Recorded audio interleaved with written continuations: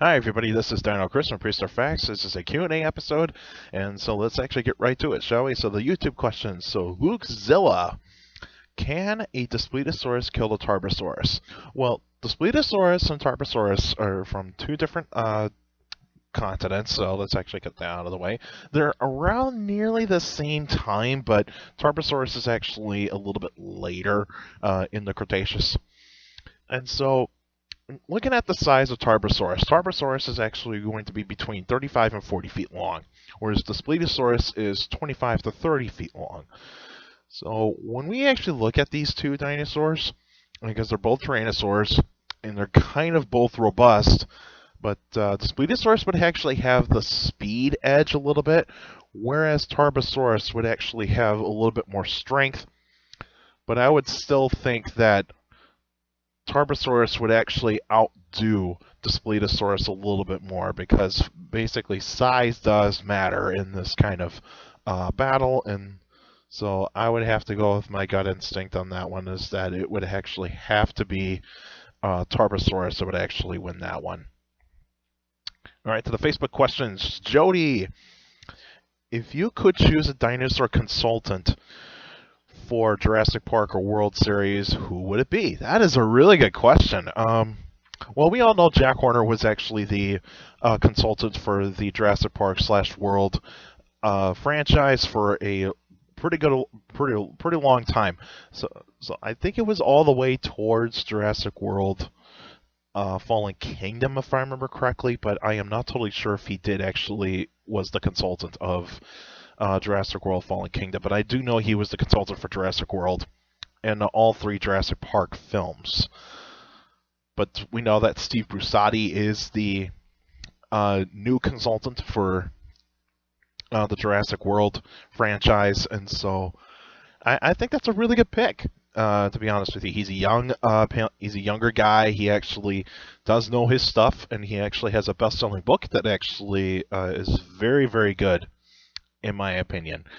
But other than Buscemi, if I actually had to choose other paleontologists, I would actually have three in my mind. One would be Phil Currie. I think Phil Currie is an excellent guy to actually talk about tyrannosaurs and other types of theropods. I think he would actually be a very good consultant right there. Robert Bacher. I think Robert Bacher would actually be a really good consultant because he knows his stuff. He knows his stuff about dinosaurs, other parts of paleontology, you name it. He is the guy that I think a lot of people would actually think, like, that guy should actually consult for a dinosaur movie. And probably my other one would actually either be Scott Sampson or Tom Holtz. And I think those two guys would either actually work really, really well. And in my opinion, I think those two would actually do well. I think Jim Kirkland would actually work very well. Even Andrew Farkey. I think Andrew Farkey could actually be a really good consultant for a dinosaur movie. But yeah, those would actually be my three, but I think Buscemi is the right fit for the Jurassic franchise right now. And Brendan, how many sauropods traveled in herds? Did they live in small or large herds? So sauropods, they did actually live in herds, and they did travel in herds, because we actually find trackways that actually suggest that they did. So fossilized tracks of sauropods suggest that they did actually travel in herds. Whereas whether or not they lived in small or large herds, that is still debatable. We know that Camarasaurus does travel in small herds, so probably upwards of like maybe 3 to 5 members in a herd. For Camarasaurus, Brachiosaurus could actually be the same thing. Whereas, like, say, Apatosaurus, Diplodocus, those types of dinosaurs, that remains to be seen. We know that in the Walking with Dinosaurs franchise, or the Walking with franchise, that we actually kind of see that Diplodocus actually lived in large herds, and even like Apatosaurus would have actually been the same thing. But based on the size of those animals, I probably would say medium-sized herds. I would not say large herds by any stretch, but that is still debatable of like how many members in a herd could some of these sauropods actually lived in. And so, yeah, that remains to be seen. So, but yeah, Camarasaurus lived in smaller herds, like I said, 3 to 5 members in a herd. And Brachiosaurus would actually kind of be the same way, whereas some of the other ones, that remains to be seen. And Benjamin, is the frill of Medusaceratops as strange as Cosmoceratops? In a way it is, but it does not have as many horns on the frill as Cosmoceratops. I think Medusaceratops is a really nice looking ceratopsian, and I hope to actually learn a little bit more about Medusaceratops, because Cosmoceratops is still a fascinating dinosaur to actually kind of take a good look at. And just the skull alone is actually really, really nice. But yeah, I would say it's actually as strange, but does not have as many horns as Cosmoceratops. Is Giganotosaurus the tallest of all predatory dinosaurs? Well, I would probably say in terms of like yes and no. Yes, in terms of that, like, yeah, it is taller than Tyrannosaurus Rex. It could be a tad bit taller than our Carcharodontosaurus and Mapusaurus.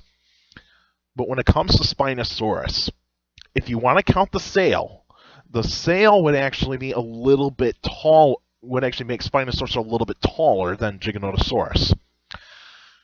But that remains to be seen. But I would probably say that if you do want to count the sail, Spinosaurus would actually be the one that will actually be the tallest. Whereas Giganotosaurus, if you don't want to count the sail for Spinosaurus, then Giganotosaurus would actually be considered to be the tallest. But yeah, I think with the height situation, that could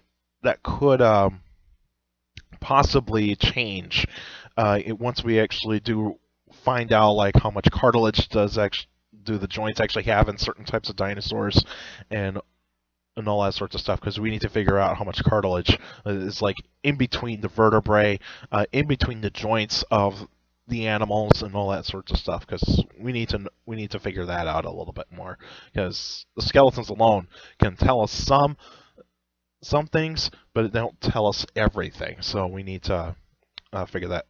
Scientists need to figure that out a little bit. Is Paralititan the biggest of all African sauropods? Maybe, but there's Giraffatitan. Giraffatitan could actually be a contender to actually be the biggest African sauropods. So Paralititan and Giraffatitan probably are actually going to be the contenders. But I would probably say if you're talking about length, I would say Paralititan. But if you're talking about height, I would actually go with Giraffatitan. And who would win, Giganotosaurus or Allosaurus? So these two dinosaurs are actually kind of part of the same family group, the Allosauridae, or the Allosaurs.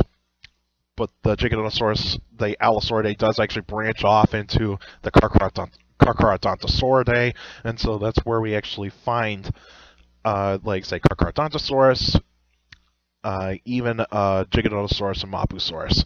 So Allosaurus is smaller than Giganotosaurus.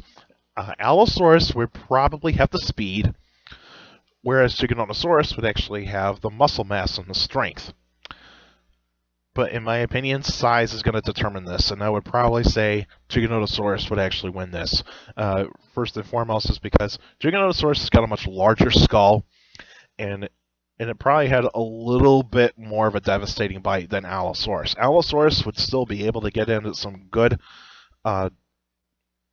bits of Giganotosaurus on there, like a couple of slashes, maybe a bit of a bite or two. But the thing is that Giganotosaurus is much bigger than Allosaurus, and I just don't see Giganotosaurus losing that battle. So yeah, I would probably say that Giganotosaurus would actually come out on top, and also Giganotosaurus has got the bigger teeth, but the arm strength would not matter in this fight, because, like, yeah, Allosaurus would actually have the bigger muscle mass and the bigger muscles in the arms than Giganotosaurus, but it would actually not matter in that case. And so I think it all comes down to who would actually get in a bite, and that would actually be Giganotosaurus. But Giganotosaurus would not crush the bones of Allosaurus, because the teeth are not designed that way. And so, yeah, I would say Giganotosaurus on that one. All right, that's all the questions I got for today. So next week would actually be an extra episode. So I'll let you guys know what kind of episode I'll be talking about. And so I'm actually planning to do a few series that I'm actually planning on doing with the extra episodes, because since that the movies, TV show, books type of thing is actually going to be put on hold for a while, and I am doing a new series on the extra episodes for the specimen pathologies. So please send me some specimens out there of dinosaurs, mammals, reptiles, you name it, that actually have pathologies, and actually do a lot of research on those types of specimens. So that way, I can actually check those specimens out and actually learn about those injuries. And so please feel free to actually put down those types of specimens that I need to look for. But another series I'm actually planning on doing is dinosaur phylogeny, so dinosaur family trees. So I'll probably start off with some of the theropods first, because I think the theropod ones are actually going to be much more interesting. And so, yeah, I'll actually let you guys know what kind of dinosaur phylogeny I'll actually do. So it'll be a theropod group, so I'll let you guys know about that. But if you got any questions about dinosaurs or any other prehistoric life, feel free to email me at dinochrist71@gmail.com, or just go on my Facebook page, Prehistoric Facts with Dino Chris. Like the page, you actually post your questions on the comment section. Please put them in the comment section. Don't put them on Messenger, because Messenger is only for private conversations. So just put them in the comment section on the Facebook page. And so for YouTubers out there, feel free to like the videos, subscribe to the channel, and even stomp on that bell, so that way you can actually get notified about every weekly video that I actually do. And also, put your questions in the comments section, because I do read them all, and I do read your comments. Those do mean a lot. And according to my analytics, a lot of you that are not subscribed to the channel are actually showing up to actually watch my videos. So feel free to please subscribe on my channel, so that way you can actually get every single video that actually comes out on the channel. And also check out the past episodes that I've actually done as well. And also make sure you keep your questions short to the point. You could also follow me on Instagram at dino.chris.pf. And I post pretty cool stuff on Instagram. And also you can follow me on Twitter at CSGRALL. That's my Twitter page. I post pretty cool stuff on there. Also take care of the people around you. And also for younger people out there, make sure you listen to your parents, your teachers, and your guardians. It's the best motivation you can have for good education. It's very important to have a good education. With a good education, you get a good job in the future.